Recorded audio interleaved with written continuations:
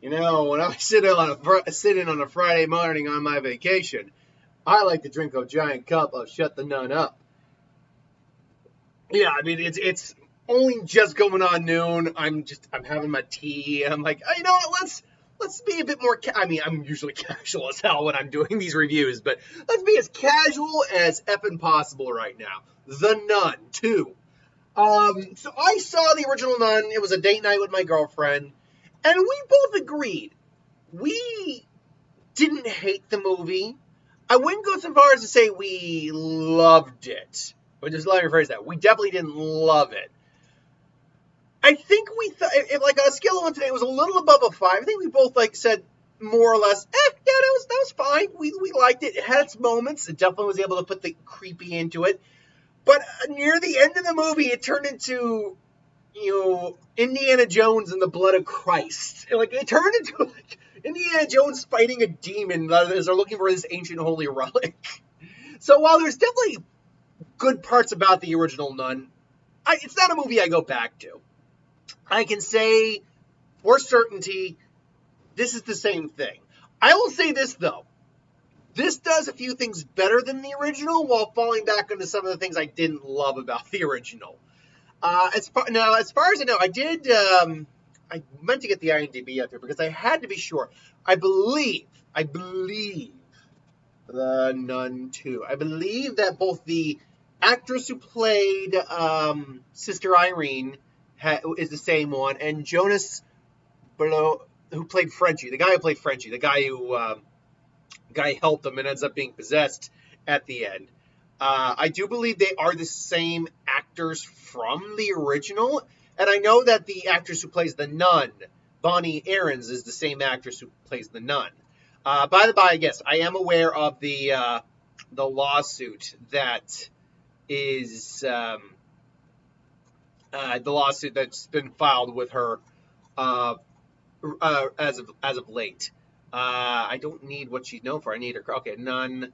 Okay, yeah. So she was the original girl in the Nun, which makes sense. They say this takes place 4 years after the original, and this movie is 5, but 5 years after. So actually, in terms of aging up, these guys are legitimately in the same, right where they need to be in terms of where their characters are age-wise. Give or take a year, but whatever. And then, come on, Jonas, come on, IMDb. Give me his filmography real quick. I believe he's the same guy from the original. I believe he's got a lot going. Yeah, he's the same guy. Okay, so you get two of the returning actors back from the original. You don't get the guy who played the cardinal or something. I know they say he got promoted to a bishop. Unfortunately, spoilers, he's not in the film. He died off screen. I hate that. Or dying off screen thing. You also have some new characters. You have this little girl, Sophie, played by Caitlin Rose Downey, who I swear to God I recognize. Her mom, played by Anna Popwell, who I swear I recognize as well. Okay, the girl who plays Sophie has a very, very limited screen time or film accolades, but she's pretty good in here. And Anna Popwell, who plays Renard. I swear to God, I had to double take because she looks like Rebecca Hall. That's why I got really confused. And I'm like, I've seen you before. Another thing. What else have I seen you in? Gallery left, and I'm looking at that right now. Where else have I seen her in? Freak of Nature, Halo, Chronicle, Nerd. Oh my! She's the girl. She's the older sister in the Chronicles of Narnia movies. I'm like, I knew I had recognized her somewhere. She's gotten older. I mean, look, actually, how old is she? I think she's roughly in my age, so it's not creepy to say she aged well. She's a very attractive woman, actually, now. She's got to be only in her 20s, though, I imagine. I think I was older than them when they were doing those films. She's only a year older than me. All right, if I break up, I'm available. Hey, if I break up with my girlfriend. No, but no, I didn't. It's just one of those things. You see these performers, especially down the road, and Storm Reed. I know who Storm Reed is. You see these performers, and you see them, and you're like, wait, I know these people from somewhere. I'm like, that's where they're from. So, yeah, anyway, I'm nearly 5 minutes in and barely talked about the movie. The movie takes place 4 years after the original. And we're following the events where obviously I believe it's Valak is the name of the actual demon. Valak has come back, and to a strength of the film right out the gate. Most of like the stuff they do with Valak, when it's not just jump scaring for the sake of jump scaring, like her, like Irene, who's now seeing visions from God, getting messages from God, missions from God, who's getting visions. She has dreams and stuff like that. And there's one where like there's a jump scare with Maurice is the name. Frenchie's the nickname. Maurice like does like a bit of a rawr jump scare in a dream. That's stupid. It doesn't really do much. I admit I jumped, but not because it was scary, but because I'm like, this film uses its jump scares actually pretty effectively because it knows how to frame a jump scare overall well, and B, set the tone to make things feel uncomfortable. A lot of the time when we're getting those jump scares, and this is kind of a strength the original Nun had too, I think this actually does this a little better than the original Nun, is there's almost never background music. It's it's so subtle that you're not really paying attention to it. The whole vibe of the film, when we're dealing with the Nun itself, is very eerie, very unsettling, and very uncomfortable. So when the jump scares do happen, and I'm not a fan of jump scares in terms of horror, not normally because I get scared, because it's the literal physiological reaction to quiet and loud. Like if I hear a loud noise, I'll jump like Jesus Christ, like my body physically reacts.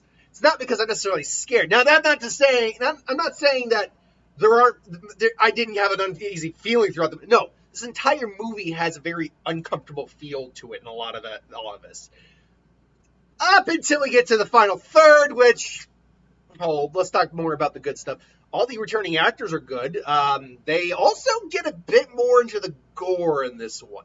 Not a huge amount, because I don't believe they did a lot of gore in the first movie, but there is more gore here than there is in the original. When I say gore, I do mean just like blood or violence. Maurice, because we know he's possessed, is doing a lot of like the whole, and like the actor's doing that really well. So there's a lot of physical acting on his part. There's a scene where someone gets something skewered. So I think they, and it's not obscene, or I mean, there's one scene involving fire that I'm like, ooh, ouch. And there's another scene where we learn about, what was it, Saint Lucy, patron saint of the blind, who had her eyes removed, and we do see that in passing. So I'm like, ooh, okay. So all right, so they're definitely working, they're upping the stakes a little bit. The acting is all still really good. Like the original movie had good acting too. The acting here is solid. I do think Storm Reed is the weird one out. They do explain why she's there. She's American versus the rest of them. She explains her backstory, definitely. But there's a whole idea, is like when you find your faith, you'll know, and all that. And there's really not a moment where, except near the end, and I'm not even sure, like, that's not really a big story arc for her. Except near the end, there's really nothing that tests her for having faith. There's just a moment where it's like, let's pray, and okay, we're going to pray together. It's like, well, why did you bring that up if you're not going to give her some sort of arc? So I did take a little issue with that. I like all the actors that they're portraying. I like the little romance that's involved with Maurice and where his story ultimately ends up. Although, I'll say this, the visuals look good. The nun looks creepy. It's as far as a positive or negative, I would give this film a positive review. But that said, there are things in this movie that I either think don't work or I'm just sick to death of seeing them. So, one other positive. The scenes you see in the trailer, for instance, when the girls pull the grate, go into the room, they see the nun, that scene is not portrayed in the movie the way it's portrayed in the trailer. It's actually, I mean, it's what happens is the same, but what's in the room is not the same. It's not. without spoiling, it's not the nun per se that's in the room. It's something else. And yeah, it's very effective for what it is. I'll also say this. Despite the fact it's in the trailer, that scene where she's in front of like the magazine kiosk and it flips and creates the image of the nun, to which I would have been like, fold the page. Ha-ha! Which, by the way, that scene's actually a lot cooler because you actually see like the pictures giving the form of the nun like rising from the ground, which is really cool. But that scene got me because it was not the same scene. They cut out a moment from the trailer in the scene, so it took me by surprise because I'm like, okay, I know how the scene's gonna play out. Wait, son of a, that's not how the scene played in the trailer. You sons of bitches. So yeah. I'm like, yeah, see, that's where clever editing can come into play. That's where trailers aren't necessarily lying to you. They're playing a little bit with you because like, oh yeah, we're showing you this scene in the trailer. Well, guess what? It doesn't play out the same way in the movie, so gotcha, bitch. Like, that's that. So hats off to being able to make that a little creepy again. And the opening of the film, I should say, too, is pretty creepy as well. Like I said, it plays with the fact there's really not much sound going on in the background. But like I said, it's not perfect. I still have issues with this film. First up, the stereotypical mean girls. I know these people exist in real life, which annoys me even more. It would annoy me. Would it annoy me more if they weren't real and it's just a trope Hollywood created? No, I don't think it would. I think it annoys me more that people like this exist. These typical mean girls that are just bothering the character of Sophie for no reason whatsoever other than they can. And they even have the gall to talk back to, he's like the groundskeeper. And she even calls it like, you're just a servant and all that. It's like, I don't have to listen to you. I'm like, he is twice your age. He's an adult. And while he's the groundskeeper, he can just report you to the madam if you like, or your teacher. And guess what? They're going to believe him over you. So I don't know what privileged silver spoon you got stuck up your ass, girl, but get the hell over yourselves. And like they keep doubling down on this. They play a mean trick on Sophie at one point, like for no reason whatsoever. And then she has the gall when like there's spooky shit going and sending one of her friends. I was like, go on, go check. I'm like, now there is a karmic moment that she lives, but there's a karmic moment where some bad stuff does happen to her, which I'm like, you know what? Yeah, I know you're going to live, so I don't feel bad for what just happened to you. But I get so annoyed by the mean girl trope just for the sake of existing. I think that's what just because people really do exist. Like, people just think they can treat people like this, and it pisses me off. But there's that. I think the biggest issue I have with the movie is it rehashes the change in the film I had from the previous movie, where all of a sudden we now have this MacGuffin that the demon wants, and that we need to get to defeat the demon. And so now we got to go on a quest that's now Indiana Jones, the quest for this now. And now we're going to use this to stop the demon. Now, admittedly, they do something different. But then they decide they beat it the same way they did I'm not going to say exactly like it, but they beat it in almost a similar way they beat it in the original. But with a very big catch, because there's a line of dialogue that sets up how they beat Valak this time around. And I'm like, wait, no. No.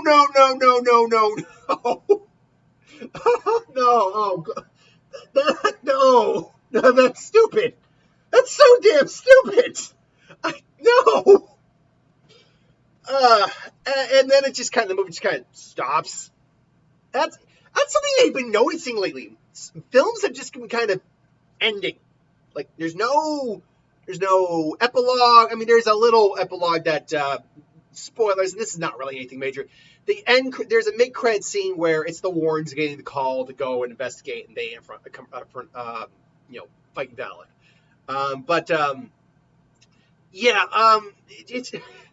It just kind of stops, and then we get the credits, and then hey, it's Lorraine and Ed Warren. There you go. It does the exact same goddamn thing again. It does it again.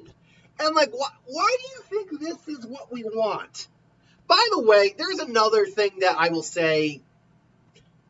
I don't know if it's an issue I have, but I'm like, so I know Valak can do the multiple nuns in one spot and when in multiple places things, where it's still Valak, like having an almost like omniscience, omnipresent, ever-present way about them. But and I know they say in the movie that Valak can take the form of your your fears. But what's the best way for me to put this? This just turns Valak into Pennywise. Because they are talking about things that they're afraid of. They're talking about things in the movie they're afraid of, and Pennywise just turns into these things. The nun just turns into these things and morphs these things. At first, I'm like, where the hell did this thing come from? And then I heard, oh, that's right, Valak can turn into your fears, and they bring up this game about the devil and something. And now we're afraid of this. Wait, why were we afraid of this character? Oh, because this character is gone. Okay, I guess that one makes sense. I guess. And it wouldn't. At least Valak only does it like 2 or 3 times. Valak doesn't really do it on like all the time. You're not seeing like 5 or 6 different creatures or characters coming in on these other humans. You just see it like once or twice. But I'm like, this really makes it. This turns Valak into a really weird character for me now. Like, Valak, I think, is creepiest when it's the nun. And a lot of Valak's creepiness just comes from her just smiling and staring at you with those yellow demon eyes. Almost like, It's just like, just very, very unsettling, honestly. Because you don't know what the damn thing's going to do. You do not know what it's going to do. Until it does it. So, the movie goes off the rails again, just as the original did. But I'll say this.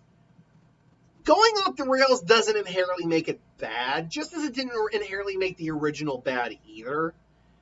I just don't think this is like a top-notch horror. I'll say that what it does better than the original. What does it do better than the original? What does it do good? It still creates a very creepy atmosphere and tone. And because that jump scares are more effective because they're utilizing them a bit more. It delves a bit more into the lore of Valak, just a little bit, which I like. The acting is good. They set themselves up pretty effectively, honestly, in a lot of scenes. But you have a character who really has a story arc that has no arc with Storm Reed's character. You just go way too over the top, I think, again in the final act. You're making some characters just unlikable for the sake of being unlikable, like especially with the mean girls. And this is all a moot point because we know Valak isn't defeated. I mean, she's defeated, but she's not gone because she comes back in the Conjuring universe again. So we know that this isn't the end of this character. Is it a bad movie? Hell no, it's not a bad movie at all. In fact, if anything, it's a good little horror watch. Is it a great all-time movie? No, it is not. On the fence of right here, middle, good to bad, I would put it closer to the good. Is it amazing? No. Is it great? No. But is it solid? I think that's the best. Not even just really good, but solid. It is a solid watch. Yeah, it's a solid watch. But this is just my opinion. I'm not a big horror guy. I go to them because a lot of people like them, and because they're the films available. Like, I'll go see Saw X because why not? I also like that trailer, honestly, where you get to, I need the air that I breathe. Like, I like that trailer, honestly. But I'll see that. I'll see The Exorcist Believer. They just showed the newest trailer. I'm like, you know what? I'm not a big Exorcist guy, but that looks pretty good. So I'll see that, definitely. I'm Haunting in Venice is not really a horror movie. It's probably going to play up the creek just a little bit, but it's an Agatha Christie type murder mystery involving the supernatural. Or is it? Most likely it's not. Most likely it's people playing up shit. But yeah, I'm looking forward to watching that. Is there anything else that's coming out horror-wise in, like, the next month? That, like, this through October that I'm forgetting off the top of my head? Five Nights at Freddy's. I'll be honest, that's getting a direct to streaming release, and that's never a good sign. I mean, I think it'll also be in theaters, but I'm not really looking. Look, as Mark kind of put it when I brought this up, we already got our Five Nights at Freddy's movie. It's Willy's Wonderland, and it's not going to be as good as Willy's Wonderland because you're not going to have Nick Cage going ham on these things. So, anyway, what did you think of the movie if you've seen the movie? If you haven't seen the movie, what did you think of my opinion on the movie? Let me know in the comments below. But thanks for watching. Hope you enjoyed. Like, comment, share, subscribe. And I'll see you folks next time. Have a good one.